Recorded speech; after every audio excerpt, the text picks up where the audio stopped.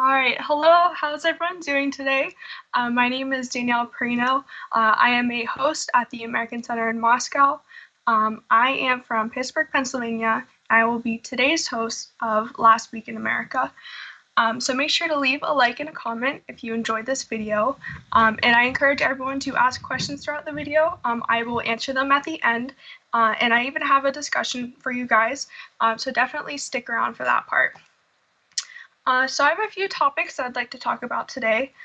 So moving on to the first one, we will be talking about the US coronavirus death toll surpassing 200,000 people.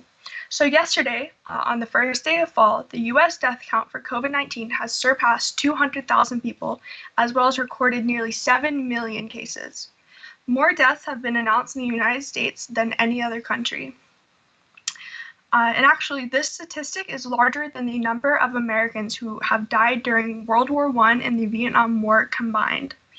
So on the right here, I have a little infographic showing the daily new coronavirus deaths. As you can see, it is down compared to what it was in April, but still, the number should definitely be lower.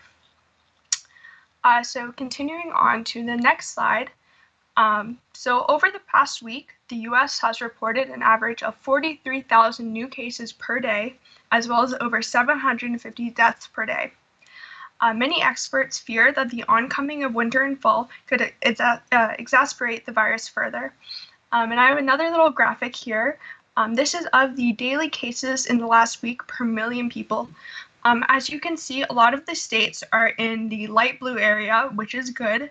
However, in the Midwest, as you can see, North Dakota, South Dakota, and Wisconsin have our highest numbers. So moving on to the next slide here, we will watch a brief news clip talking about coronavirus in the United States.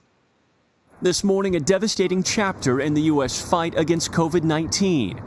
The virus death toll climbing above 200,000 Americans. This week, the CDC reversing guidelines after an outcry from health officials claiming political interference by the Trump administration.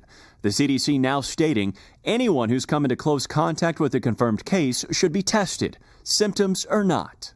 The policies which coming as President Trump makes a big promise: 100 million vaccine doses by the end of this year.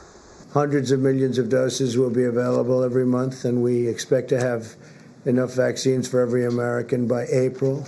While early vaccines are expected this year, CDC leadership says widespread availability will take longer. I think we're probably looking at late second quarter, third quarter, 2021. So how did we get here? The first COVID-19 related death was on February 29th. By late May, the virus had exploded, claiming the lives of 100,000 others. Today, that grim number doubled as a growing division on how to handle a pandemic continues. Don't try to make me wear a mask. The attitude becoming a dangerous mix with massive social gatherings and parties. The annual Sturgis motorcycle rally in South Dakota linked by one study released this month to an estimated 250,000 cases of COVID-19, a number the organizers call blatantly faulty. The current death toll part of a dire prediction that came as early as March from Dr. Anthony Fauci. Looking at what we're seeing now, I would say between 100 and 200,000 cases, but I don't want to be held to that because it's deaths. But this week, President Trump blamed states led by Democratic leaders for higher numbers. And when asked about the rising death toll in early August. How? 1,000 Americans are dying a day. They are dying. That's true. And it is what it is. The lives lost coming from every corner of the country. And this week here in Texas, due to a decrease in hospitalizations, Governor Greg Abbott is reopening the state further, allowing 75% capacity at restaurants and other businesses. This is the state now has the third highest death toll in the country, with more than 15,000 lives lost to COVID-19. That number doubling in just the last 2 months. Willie? 200,000 Americans dead. Morgan, thank you very much. We appreciate it. All right, so now we're going to move on to our second topic here in the next slide, where we will be talking about why the city of Louisville, Kentucky is now under a state of emergency. So Louisville Mayor Greg Fisher signed an executive order on Tuesday that placed the city in a state of emergency, which would allow him to impose a curfew as well as other restrictions. I do know that he also required the police in the city to work 12-hour shifts and cancel their vacation time to make sure that they are there in the city. And he's also set up barricades and other restrictions.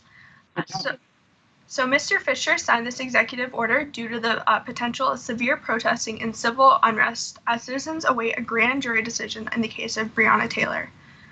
So continuing on to the next slide. So here is some background about who Breonna Taylor is. Breonna Taylor was an EMT who unfortunately passed away last spring. So Miss Taylor was with her boyfriend, Kenneth Walker, at her home when Louisville officers raided her apartment on March 13th, 2020.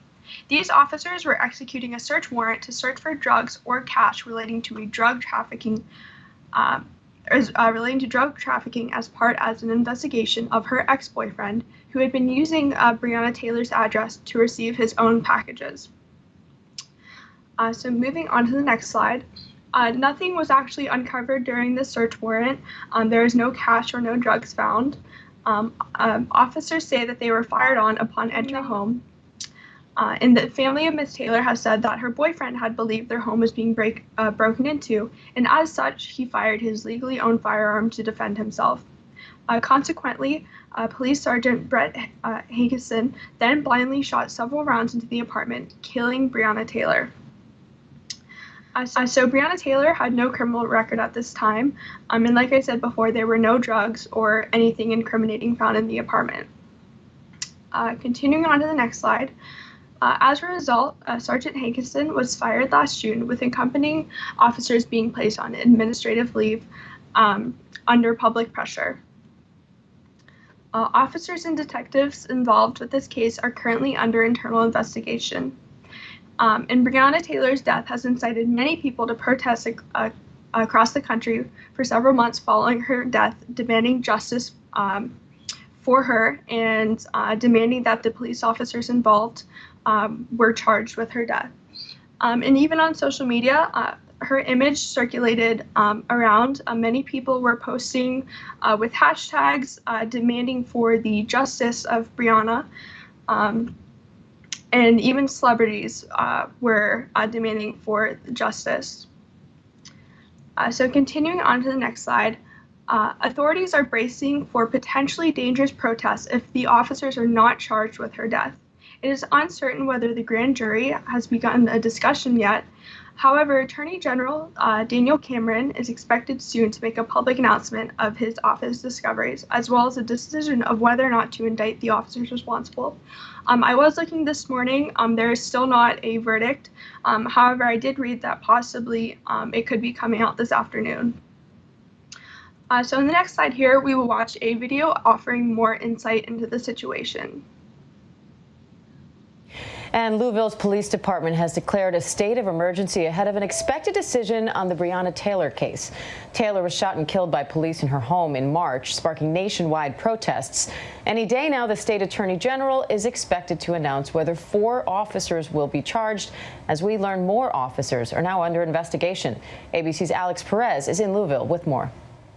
New this morning, a total of 6 Louisville Metro police officers are now under disciplinary investigation in the shooting death of Breonna Taylor. The 6 include 3 officers who are part of an ongoing criminal investigation, as well as 3 other officers who were also involved in the raid when the fatal search warrant was initiated. The review could result in disciplinary action or even termination. We want full transparency. We want the truth.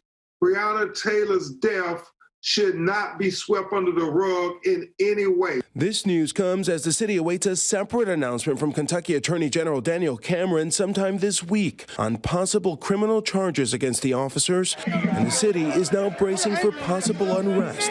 On Monday, the police chief declaring a state of emergency, canceling days off and vacation requests to make more officers available. It was back in March when the 26-year-old EMT was shot and killed by police executing a no-knock search warrant in the middle of the night at her apartment. Officers were looking for drugs that were not there. Brianna's boyfriend, who told investigators he did not hear the cops announce themselves, fired a shot from his legally owned gun. An officer was injured. And Alex Perez joins me now from Louisville. Alex, what's it like there right now with this announcement pending? Hey, Diane, there's definitely a sense of anxiety in the air. Officials here overnight announced they were going to limit traffic intake into the downtown area. I want you to take a look behind me here. You can see there are barricades here that are sort of blocking several of the main thoroughfares into the downtown square area. And take a look, a number of businesses like this already barricaded, preparing for any possible decision in this case. At this point, as you heard me say just a few seconds ago, it's unclear when exactly we'll find out, but judging by all of this and judging by how authorities are warning the public to prepare, it seems that it is imminent. Diane? And Alex, this decision that's... All right, so moving on to our third and final topic, we will be talking about Supreme Court Justice Ruth Bader Ginsburg. So Ruth Bader Ginsburg was pronounced dead last Friday at age 87 due to complications caused by metastatic pancreatic cancer. So she served as a Supreme Court Justice from 1993 into the time of her death. Ginsburg was the second woman to serve on the Supreme Court and was nominated into this position by then President Bill Clinton. So moving on to the next slide, here's a little bit more information about the life of Ruth Bader Ginsburg. So she graduated from Columbia Law School and became an advocate for the fair treatment of women. This is because following her graduation, she experienced gender discrimination while searching for employment, despite being a top student and getting great grades while she was going to Columbia Law School. And as such, during the 1970s, she became the director of Women's Rights Project of the American Civil Liberties Union. Continuing on to the next slide. So Ginsburg spent much of her legal career fighting for gender equality and women's rights. It is important to note she wasn't just an advocate for women's rights. She believed that in the eye of the law, men and women should be completely equal. In death, she will become the first woman in history to lay in state at the U.S. Capitol. And this is a pretty big deal because lying in state is a tribute only given to distinguished government officials and military officers. However, her death has ignited a political battle to fill her seat in the Supreme Court. Continuing on to the next slide. So how this works is that Supreme Court justices are nominated by the president, but they must be approved by the Senate by a vote. So the death of liberal Justice Ginsburg gives President Donald Trump a chance to replace her seat with a conservative justice. And I did also read that he vowed to make sure that his nominee would be a woman. However, Democrats argue that there should be no confirmation of a new Supreme Court justice in an election year. So in the next slide here, we will watch a video honoring the life of Ruth Bader Ginsburg.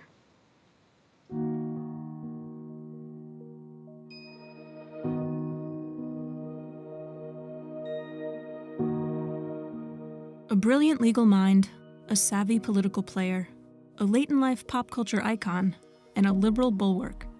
She looked fragile and slight, but underestimate her at your peril. Supreme Court Justice Ruth Bader Ginsburg not only served 27 years on the bench, she did it while fighting pancreatic cancer, colon cancer, and lung cancer. Instead of dwelling on my physical discomforts, if I have an opinion to write or I have a brief to read, I know I've just got to get it done, and so I have to get over it. As a lawyer and justice, she laid out the legal scaffolding on abortion rights, same-sex marriage, and gender equality. People ask me sometimes, when do you think it will be enough? When will there be enough women on the court? And my answer is, when there are 9. That attitude made her a celebrity. I am soon to be 87 years old, and everyone wants to take a picture with me. Ginsburg was born in Brooklyn in 1933 to a father from Ukraine and a second-generation Polish mother who died shortly before she graduated high school.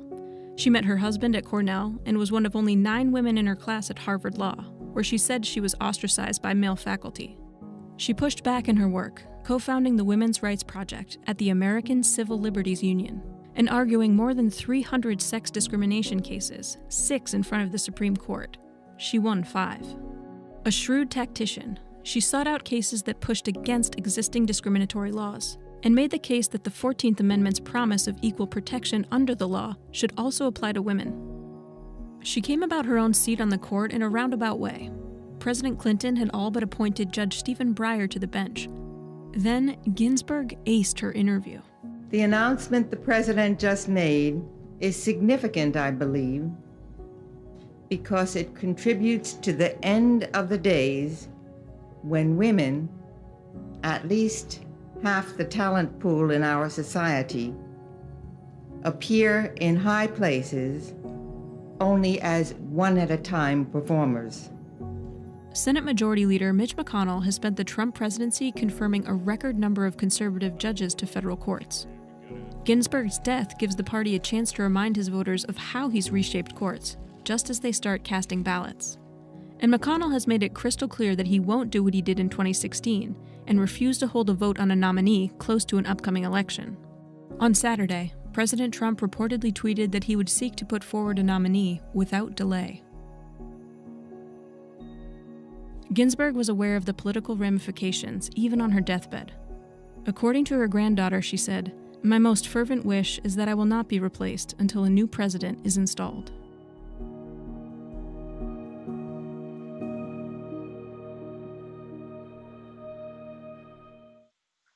All right, so that was our final topic. So now we can move on to my final slide, where I will be asking you guys questions about the news articles that I talked about, and I will be answering your questions. So I'll start off by answering your questions. I see we have a few comments here. Smiley Rain says, "Good morning." So good morning to you too. Dina Pelt says, "Hey Danielle." Hello. Sorry I didn't get to you while I was presenting. I just saw your comments now. And here's our first question. Can police officers enter somebody's house without identifying themselves first and make sure the people inside have heard them? Well, I believe in this specific case, for a warrant, you do have to knock and let the people inside know of your presence. They have to be aware of the situation. I don't believe in this case they had the right to enter unprovoked. I know that in this specific case, it is a knock warrant. So I'm not sure whether or not they made themselves known initially. So that's something that hopefully will come out when the jury makes the verdict and lets the evidence out. Here's the second question. Speaking about a rising number of coronavirus cases, do you feel that Americans are still willing to follow rules and tips of safety? I feel like that is a very divided thing. I know a lot of people don't agree with the rules and regulations that certain states have put upon them. I do know in Pennsylvania, you are required to wear a mask while going outside and going inside of stores. They will stop you and ask you to leave if you are not willing to wear a mask. But a lot of people don't agree with that. They think that the masks aren't necessary in stopping the coronavirus. So I think that most Americans are probably willing to follow the rules, but there's that select few that don't agree with the rules. Here's the third question. Which economically problems could happen because of this terrible situation? I'm assuming you're talking about my first slide about coronavirus. I think that a lot of economic problems could happen because of the situation, because a lot of people are being forced to work remotely, and if they're not able to work remotely in their line of work, then they don't have a job and they'll become unemployed. I do know that unemployment rates have gone up significantly during the start of the coronavirus. A lot of people are on unemployment and are receiving benefits from that. But eventually, that's going to have to stop. People are going to have to go to work. They can't rely on weekly checks of unemployment to get through. So here's another question. Could you try to compare the situation with such a historic event like the American Depression? I think that although employment rates are high, we are, I'm not sure if I want to say better prepared, but in this day and age, I feel like we have more of a budget for this kind of situation. We are prepared more or less.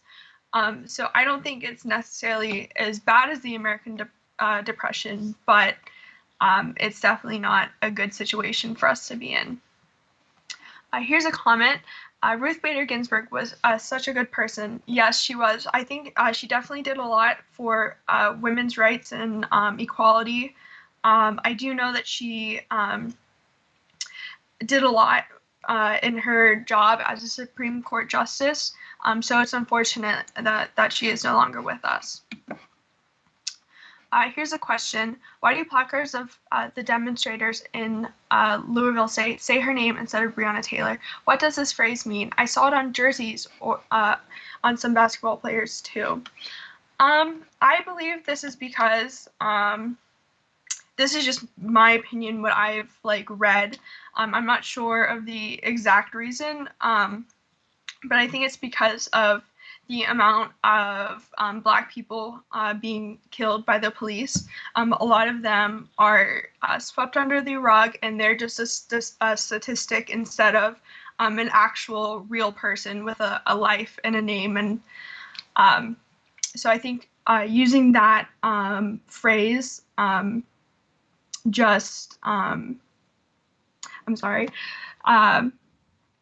brings more attention to her as a person rather than just her case.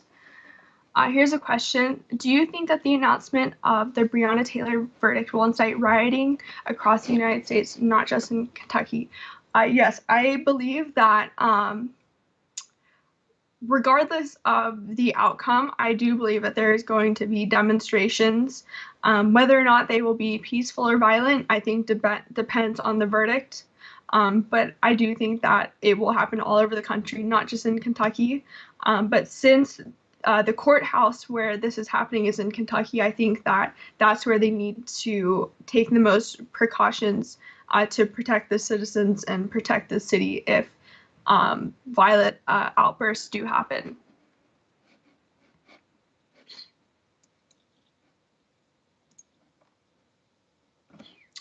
And I do have a few questions for you guys. I'm sorry, I got carried away answering those questions. So my first question is, should the United States have taken more precaution during the start of the year to prevent COVID-19? And my second question is the city of Louisville taking the correct precautions preparing for the possibility of protests, or have they gone too far? And my final question is, should the United States wait until after the elections to fill the missing Supreme Court justice seat left by Ruth Bader Ginsburg? So definitely I would like to hear what you guys' opinions are of my questions. And here we have another question. How long did Ruth Bader Ginsburg serve as a judge? I know that she served on the Supreme Court from 1993 until now, but she has been, her legal career has lasted longer than that. I'm not sure the exact number of years. Here's another question. What do you think about modern inventions and development of technology in this current period of time? I think that I'm not sure. I don't know. I think that for this current period of time, that the technological advancements we made are incredible, and it can only go up from here. I don't think that we've peaked. I think that we can only get better and do more incredible things with technology. Here's a question. Are you attending offline classes now? Are students allowed to choose whether they feel safe going to school or attend classes online instead? I am not currently attending offline classes. They are not allowed to choose. It is completely based on the school district or the college or whatever educational institution they are going to. So that is completely up to the school whether or not they require the students to come in for class or do completely remote online courses. I do know that I have some friends that have mixed classes. So for some classes, they actually go and have to report to the university, but other classes are strictly online. So I'm not sure the point of that. In my opinion, it seems like you should either have it all online or just have it all in person, because it's the same amount of like contact if you like go in and interact with these people. So I'm not sure how exactly they thought of that idea.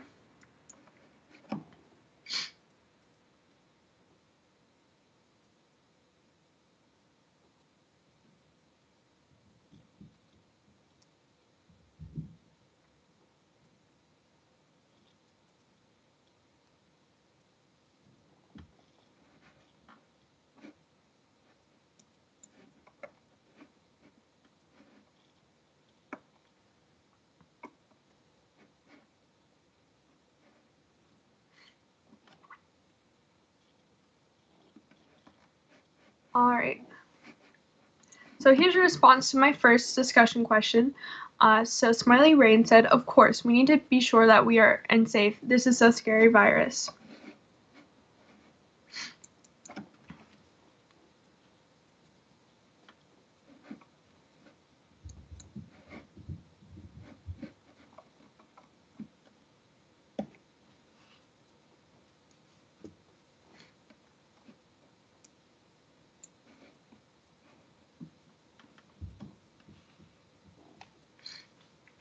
Let's see, do I have any other questions here?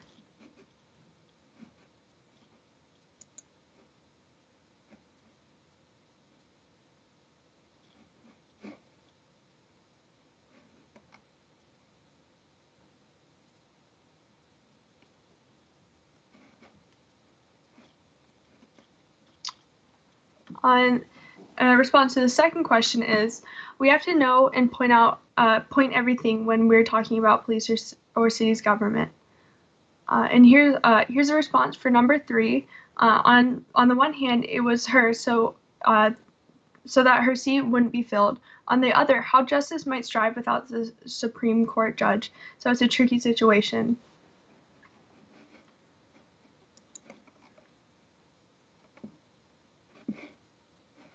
Yeah, I think all of these are tricky situations. I don't think that there is a right answer for any of them, unfortunately.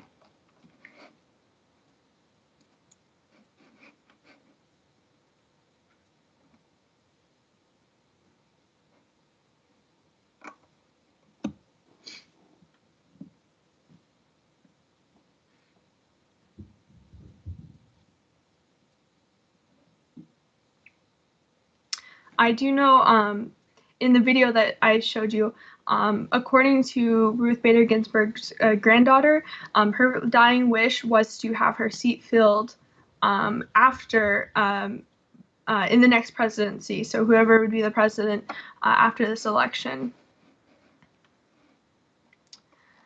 So here's a response to the first discussion question. So Grapefruit Orange said, probably the best idea would have been to close the borders early. I'm not sure though. Yeah, like I said, it's all very tricky. I think that I don't know. There's no correct way to prepare for any of this. And I think that a lot of world leaders made some mistakes in the precautions they should have taken when the virus was early on.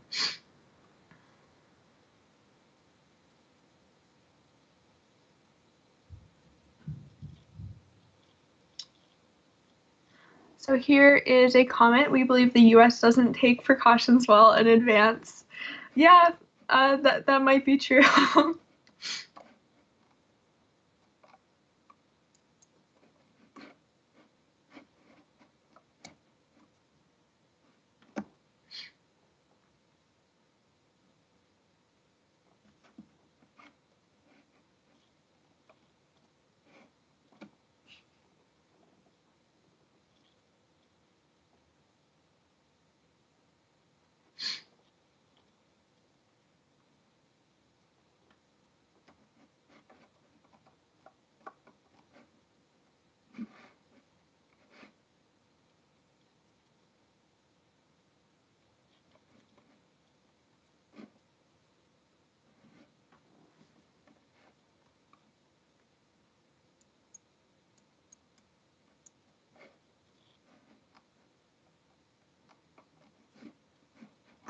Oh, another question that I have for you guys.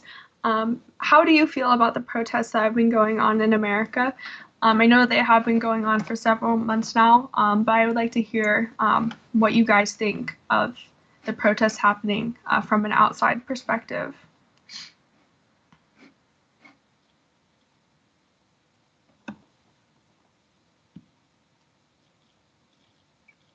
Here's a question. Do you think we have to be ready for the worst accidents with this virus? I don't know for sure. I know that a lot of people have been talking about a second wave for a while. So possibly the second wave could happen in, the fall or the winter. But I mean, who knows at this point? A lot of the estimates that people have been making in terms of how many people that they thought were going to die during the coronavirus were wrong. I read somewhere that scientists were predicting that only maybe 60,000 to 100,000 people would die, and we're already at double that. So really, who knows where this could go? Let's see. Here's another question. I think that the United States should have taken more measures against expansion of COVID-19. For example, make workers do tests. Yes, I agree with that as well. I think that the United States has been a little bit insufficient in regards of COVID testing. I know that we're a little bit behind in that department compared to the rest of the world. So hopefully we can get up to speed on that, and that would maybe improve the numbers, but I'm not too sure about that.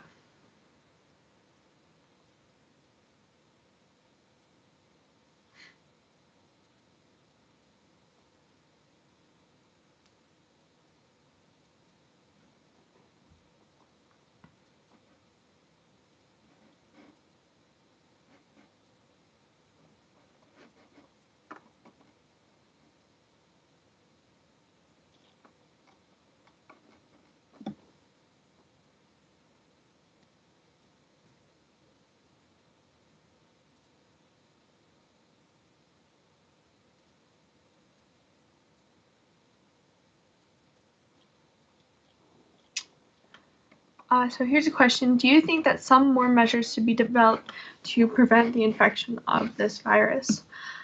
I think that we as a country need to focus on enforcing our other measures before we implement new ones, because widely, I don't think enough people are taking this seriously, whether it be gathering in large groups, not wearing masks. A lot of people just aren't taking it seriously enough, and I don't think that adding more measures would make anything better. In fact, I think it would probably make people a little bit more frustrated in the situation than they already are. because I know a lot of people are sick of, this whole thing unfolding because it's been happening for so long. So I think that a lot of people just want to pretend that it's over and just move on, but unfortunately, that's not going to help anything. Here's a question. Are there fewer or more conspiracy theories about the coronavirus now? I don't know if there's more. I think that a lot of people more or less probably believe in the conspiracies. I know that a lot of people are saying it's like political and stuff like that. So I mean, I'm sure people everywhere, believe what they want to believe. So I'm sure that there probably is a ton of conspiracy theories out there about it.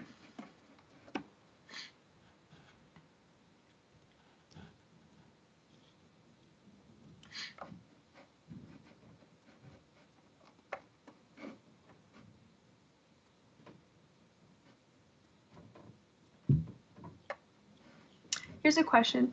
Will you get vaccinated as soon as a vaccine is available? I am 100% pro-vaccines. I believe that vaccines are wonderful. They've done a lot for us as a society. But me personally, I would not get the vaccine, which I know may sound like something controversial, but with the way people are pushing it, I think that the vaccine may be pushed to release sooner than it should be, because a lot of it is kind of a political race. I know Donald Trump would like this vaccine to be out before his election is over. So if it's released anytime soon, I don't think that that's something that I would want to be a part of, just for my own safety and preference. Here's a comment. Maybe it is better to introduce penalties for not following rules against COVID-19. Yes, I think that might be the only way to convince people to wear a mask or not gather in large groups. I did in Pennsylvania, I think that our governor is trying to make it a misdemeanor to not wear a mask in public. So I don't know if that's actually going to become a thing, but I do know that he is pushing for that to happen. Here's a third question, another question. Do you know any female nominees to fill the seat of the Supreme Court judge? I do not. I didn't see any articles on who Donald Trump might be thinking of nominating if he is given the chance to make this nomination during his presidency. But of course, if they vote to make the nomination in the next presidency, then that would be completely up to whoever the next president would be, whether it be Joe Biden or Donald Trump.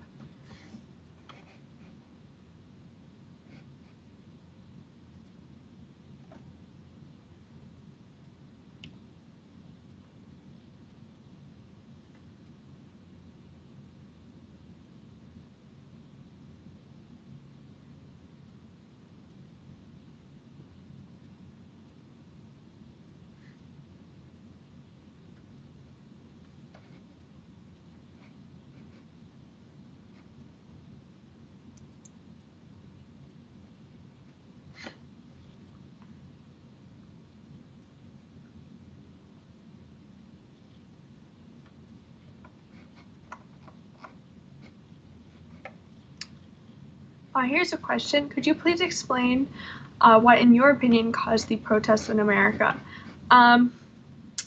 Well, since spring, there has been a lot of media coverage on black people, such as George Floyd, Breonna Taylor, just to name a couple, who have been wrongfully killed by the police. So the public is protesting for not only the justice of these people, but to defund the police, and what's the word I'm looking for? I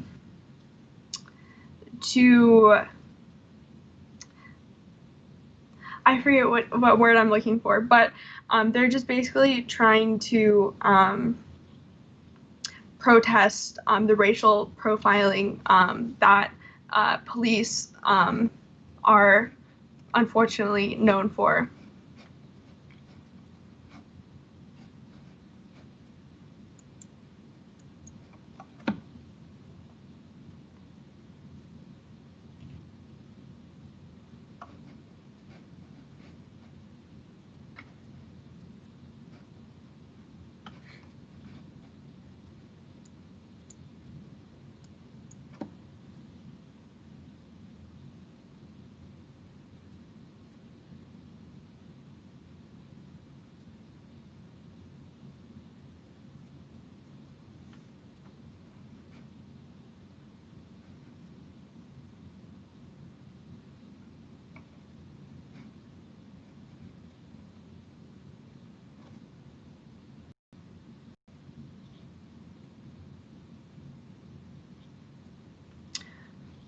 Here's another question. Could you please explain if all American schools will switch to distance learning due to coronavirus? I don't think all American schools will switch to distance learning, and I think that's primarily because it all varies state by state, and it also varies by school district. So there's like a lot of different factors, and unless something federally is imposed that would require these schools to completely do distance or remote learning, I don't think that all schools in America would require that. Here's a comment. As for the city of Louisville, I think that taking the correct precautions to prevent protests while investigation process is in progress.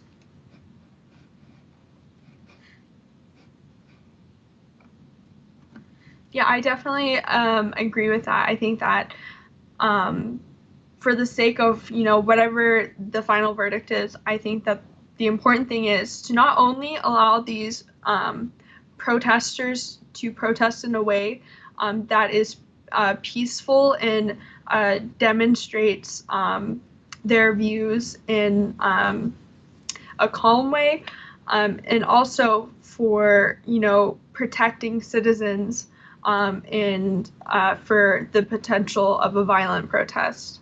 So it's not only for preventing the protest, I think it's for protecting the protesters and protecting people who aren't involved in that.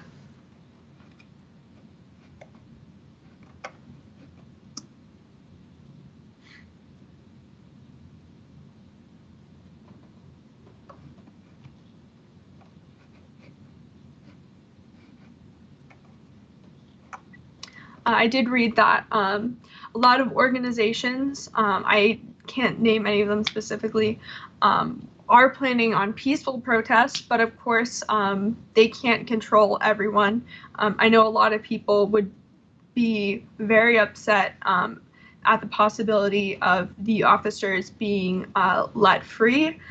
So I think that a lot of people might just turn violent.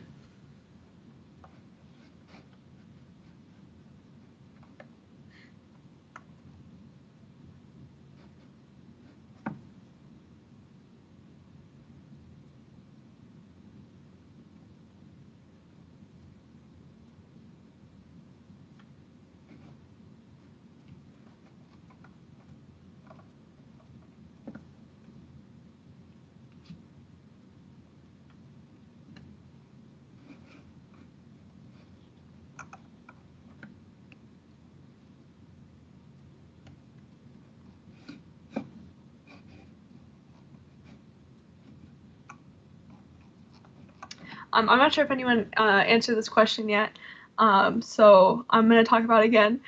Do you guys think that we should wait till after the election to fill the seat that Ruth Bader Ginsburg left? Or since she died during this period, should the nomination be made by our current president? Here's another question. How the work of Ruth Bader Ginsburg, in your opinion, will influence future young generations? Well, she made a lot of impact for women's rights. So I think already she made a lot of influence on women today, and that will follow through for future young generations. and hopefully her death will not negatively impact the future of young generations.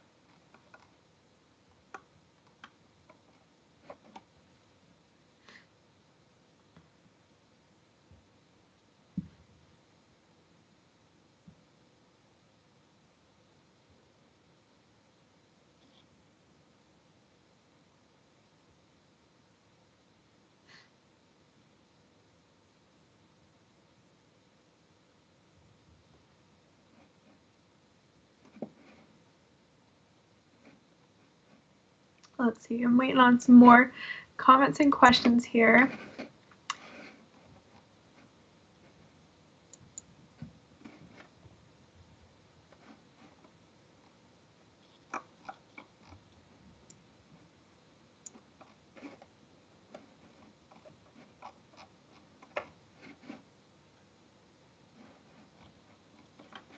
Here's a question. Is it technically possible to delay the nomination of a new Supreme Court judge after the election? It is technically possible. I'm trying to think of how to explain this. So in most cases, when a Supreme Court justice dies during an election, it is usually voted by the Senate to make the decision in the next presidential candidacy. I believe this is because since the president of the current time could possibly not be the president in the next few months. So I think it's a little bit conflict of interest for the current president to make the nomination while, the next president is going to be the president for the next 4 years.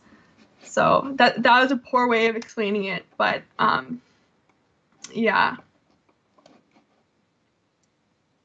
I believe this happened during Barack Obama's presidency. It was voted to let the I have another question. Thank you a lot for your wonderful presentation. Thank you so much. I think that was the last question here. So thank you so much to everyone who tuned in today. Make sure to subscribe to our social medias so we can learn, connect, and produce together. Goodbye, everyone.